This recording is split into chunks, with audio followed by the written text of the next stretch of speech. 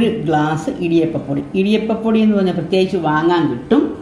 അതല്ലാത്ത പക്ഷം നമ്മൾ വറുത്ത് പൊടിച്ച പൊടിയുണ്ടെങ്കിൽ അത് നന്നായിട്ട് തെള്ളി അല്പം പോലും തരിയില്ലാതെ എടുക്കണം. നമുക്ക് ആവശ്യത്തിന് ഉപ്പിട്ട് കൊടുത്തിട്ട് നന്നായിട്ട് മിക്സ് ചെയ്യാം. വെള്ളം ഒഴിക്കുന്നതിനകത്തോട്ട് നന്നായിട്ട് മിക്സ് ചെയ്യണേ. ഈ ചാനൽ കണ്ടുകൊണ്ടിരിക്കുമ്പം സബ്സ്ക്രൈബ് ചെയ്യാത്ത ആരെങ്കിലും ഉണ്ടെങ്കിൽ ഒന്ന് സബ്സ്ക്രൈബ് ചെയ്ത് സപ്പോർട്ട് ചെയ്യണേ.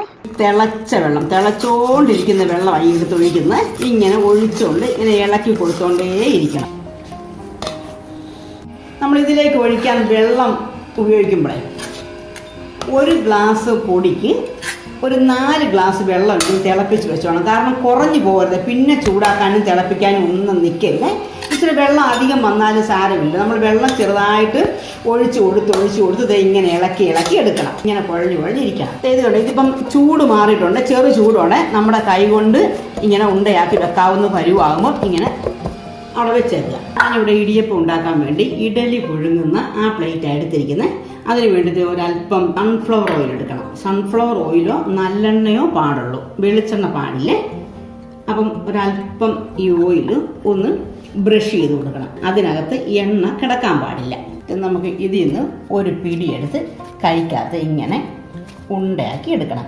നമ്മുടെ നാഴിക്കകത്ത് കയറുന്നത് പോലെ ആക്കിയെടുക്കണം. എന്നിട്ട് ഇതിനകത്തോട്ട് വെച്ച് ഇങ്ങനെ അമക്കിയെടുക്കണം. വീണ്ടും എടുത്ത് വെച്ച് അതിനകത്തോട്ട് വെച്ച് നിറയ്ക്കണം. ഇതിൻ്റെ നേരെ അങ്ങോട്ട് പിടിച്ചിട്ട് ഇങ്ങനെ പിഴിഞ്ഞ് അങ്ങ് ഒഴിച്ചേക്കണം.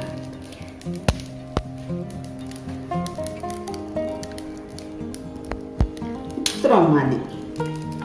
ഇനി തേങ്ങ ഇടയ്ക്ക് വെക്കേണ്ടവർക്ക് ഒരല്പം പിഴിഞ്ഞൊഴിച്ചതിന് ശേഷം തേങ്ങ വെച്ച് വീണ്ടും പിഴിയാം. ഇതിപ്പോൾ ഞാൻ കറി ഉള്ളത് കൊണ്ട് തേങ്ങ ഇല്ലാതാണ് ഉപയോഗിക്കുന്നത്. ഇഡലി പാത്രം അടുപ്പേ വെച്ച്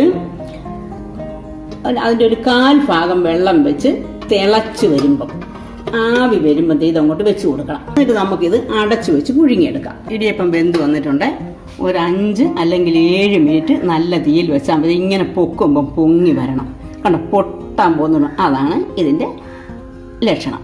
ഇങ്ങനെ വേണം, അല്ലാതെ പൊങ്ങി ഇനി പോരണം. കണ്ടോ, അതേ പറ്റിയിരിക്കരുത്. ഒരു സ്പൂൺ വെച്ച് നമുക്കിങ്ങനെ ഒന്ന് മുറിക്കാം. നമ്മുടെ നല്ല മയത്തിലുള്ള അടിപൊളി ഇടിയപ്പം തയ്യാറായി വന്നിട്ടുണ്ട്. ഇനി നമുക്കിത് എന്തെങ്കിലും നിങ്ങൾക്ക് ഇഷ്ടമുള്ള കറി, ഇറച്ചിയോ മുട്ടയോ കടലയോ തേങ്ങാപ്പാൽ പിഴിഞ്ഞ് നല്ല കുറുകിയ പാലെടുത്ത് പഞ്ചസാര ഇട്ട് ഇതിൻ്റെ മേളിലൊഴിച്ച് അല്ലെങ്കിൽ അത് മുക്കി എങ്ങനെയെങ്കിലും നമുക്കിത് കഴിക്കാം.